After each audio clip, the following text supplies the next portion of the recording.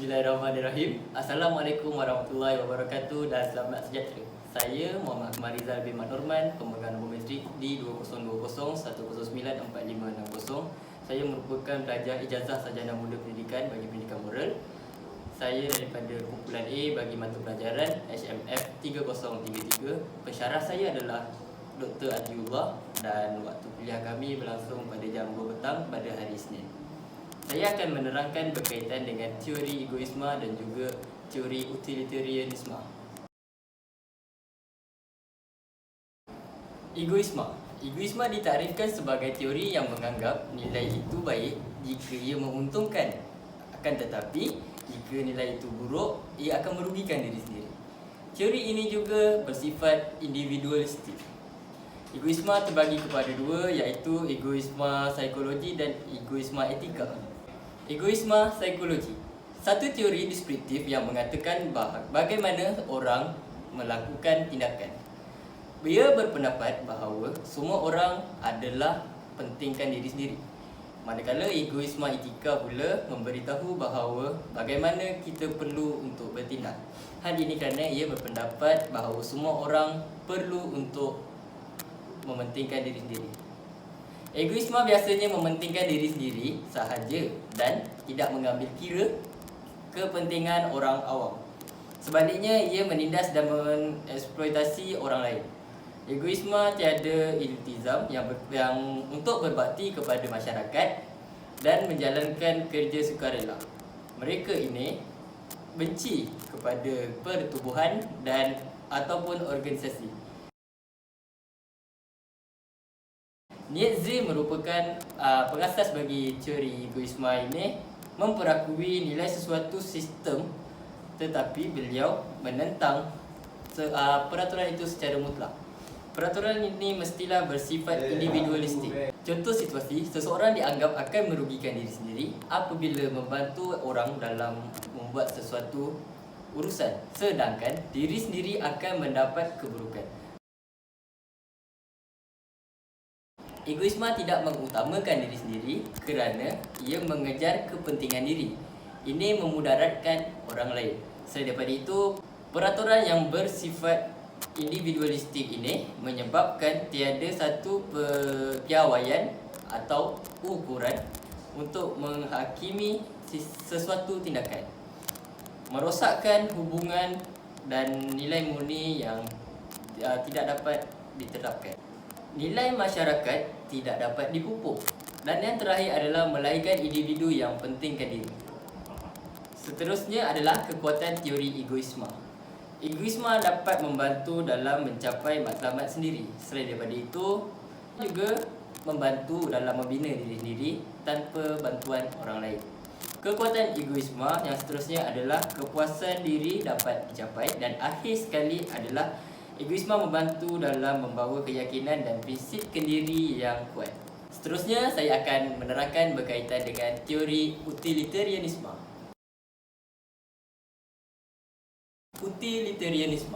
Utilitarianisme berpegang kepada prinsip bahawa seseorang itu sepatutnya melakukan sesuatu tindakan yang akan menghasilkan kebaikan yang banyak kepada setiap orang atau kebahagiaan yang paling banyak kepada sejumlah insan yang paling ramai.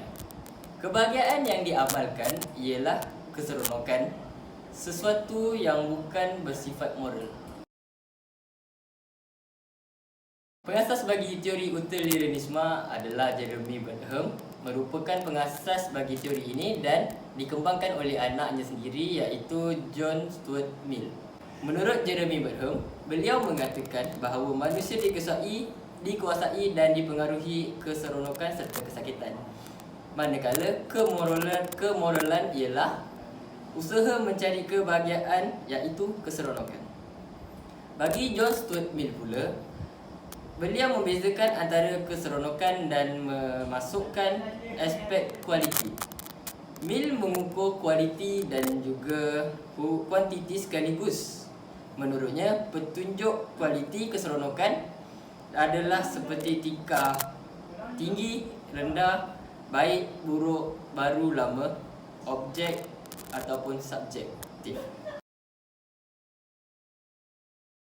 Prinsip kebahagiaan terbanyak yang menekankan bahawa sesuatu perlakuan itu benar atau baik mengikut kadar atau pertimbangan kebahagiaan yang dimajukan dan dihasilkan oleh perlakuan itu.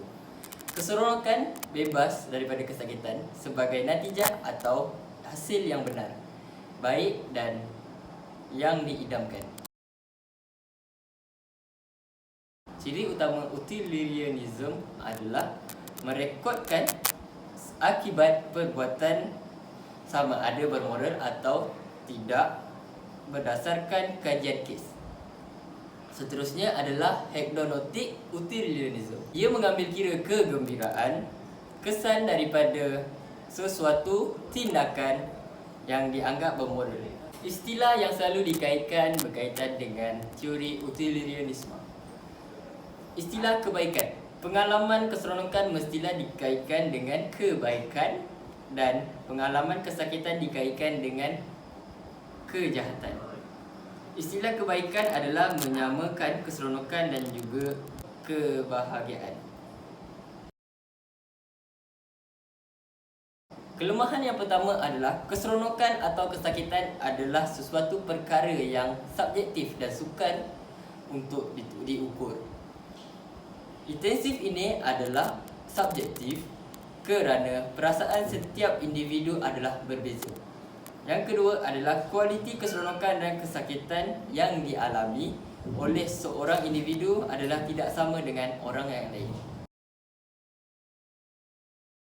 Seterusnya, saya akan menerangkan perbandingan di antara teori egoisme dan juga teori utilitarianisme. Teori utilitarianisme dan juga teori egoisme mempunyai perbandingan yang berbeza. Yang pertama adalah teori utilitarianisme berkaitan dengan kesakitan dan keseronokan. Manakala bagi egoisme ia mementingkan konsep the will to power, iaitu kehendak untuk berkuasa. Yang kedua adalah ia bertindak untuk menghasilkan kebaikan dan keseronokan maksima kepada bilangan orang sebanyak mungkin atau semua pihak yang terlibat.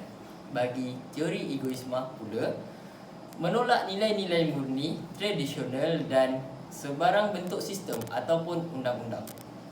Dan yang terakhir bagi teori utilitarianisme adalah kebahagiaan dan keseronokan seseorang itu harus diberi layanan yang sama berdasarkan prinsip everybody to count for one, nobody count for more than one. Manakala bagi teori egoisme pula, manusia tidak perlu mengorbankan diri untuk orang lain. Malah mestilah mengeksploitasi apa sahaja yang ada di sekelilingnya untuk mendapat kekuasaan. Seterusnya adalah berkaitan dengan kewajaran dan juga hujah. Bagi saya, kewajaran dalam memilih teori egoisme adalah satu perkara yang baik kerana seorang itu perlu untuk mementingkan diri sendiri demi mendapat manfaat pada diri sendiri. Dan dengan mengamalkan sikap penting terhadap diri sendiri, sudah pasti ia mampu untuk meningkatkan motivasi serta memberikan satu perkara yang positif buat diri sendiri agar ia dapat untuk membantu kita mencapai matlamat yang kita inginkan. Selain daripada itu, ia juga bertujuan untuk memastikan diri kita kekal bermotivasi dalam mencapai ataupun melakukan segala usaha demi mencapai matlamat yang kita inginkan. Seterusnya adalah kewajaran bagi teori utilitarianisme. Bagi kewajaran teori ini, saya mengambil kira dari aspek sikap tidak mementingkan diri sendiri. Hal ini kerana menurut teori utilitarianisme, kita berhak untuk membantu antara satu sama lain demi mengeratkan hubungan.